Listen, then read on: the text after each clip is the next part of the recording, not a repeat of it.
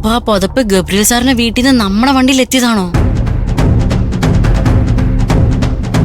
ആ കമ്പിളി പുതപ്പ് എവിടെ നിന്ന് വന്നു ഇപ്പൊ നിങ്ങൾക്ക് എല്ലാവർക്കും മനസ്സിലായില്ലേ? അതിന്റെ പേരിൽ നിങ്ങൾ എന്നെ എന്തെല്ലാം പറഞ്ഞു. നിങ്ങളുടെ മുറിയിൽ ദുർഗന്ധം കൊണ്ടുവന്നവൻ എന്ന് വരെ പറഞ്ഞില്ലേ? ആ ദുർഗന്ധ പുതപ്പ് നിങ്ങൾ തന്നെ കൊണ്ടുവന്നിട്ട് കുറ്റ എന്റെ തലയിൽ കെട്ടിവെച്ചു. അത് അപ്പോ ഞങ്ങൾക്ക് അതിനെ കുറിച്ച് അറിയില്ലായിരുന്നു. ഓ, അതുകൊണ്ടാ നിന്നെ സംശയിച്ചേ. അല്ല, ഗബ്രിയൽ സാറിന്റെ വീട്ടിലെ കമ്പിളി പതിപ്പ് നമ്മുടെ വണ്ടിയിൽ എങ്ങനെ എത്തി? അന്ന് ഗബ്രിയൽ സാറ് പറഞ്ഞ കാരണം കേട്ടിട്ട് എനിക്ക് വിശ്വാസം വന്നില്ല. അന്നവിടെ ജോസഫേട്ട മാത്രമേ ഉണ്ടായിരുന്നുള്ളൂ.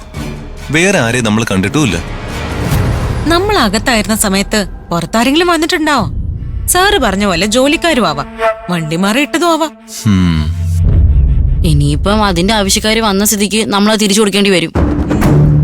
മന്ദാകിനി ചേട്ടത്തിക്ക് കൊടുത്ത സാധനം ഇനി എങ്ങനെ തിരിച്ചു ചോദിക്കാം? നിങ്ങളുടെ നല്ലത്ത സാധനം നിങ്ങൾ എന്തിനാ മറ്റൊരാൾക്ക് കൊടുത്തേ? ഇനിയിപ്പോ കൊടുത്തുപോയില്ലേ? നമുക്ക് ചേട്ടത്തിയോട് കാര്യം പറയാം, അല്ലെങ്കിൽ മറ്റൊരെണ്ണം വാങ്ങി കൊടുക്കാം. ഇവന്റെ നാട്ടിലേക്ക് ഇനിയും കുറെ ദൂരം പോവാനുള്ളല്ലേ. എല്ലാരും വണ്ടി കയറും. എല്ലാരും പെട്ടെന്ന് കേറ്. കേറ്.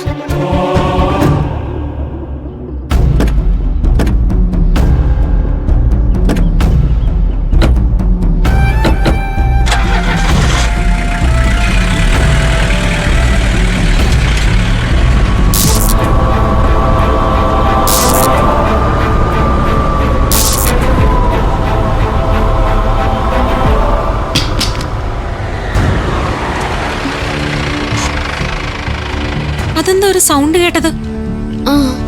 എന്തോ വീഴുന്ന സൗണ്ടാ കേട്ടെ.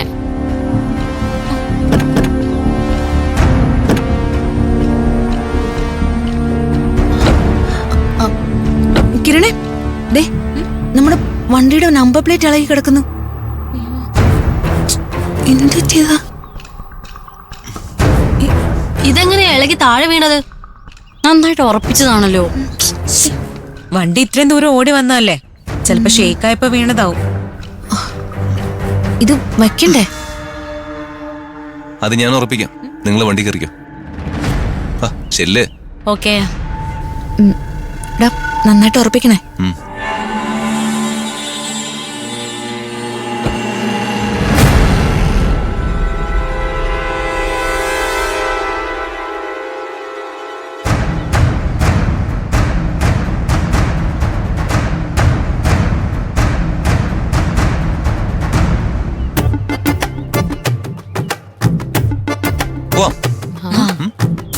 നന്നായിട്ട് ഉറപ്പിച്ചോടാ.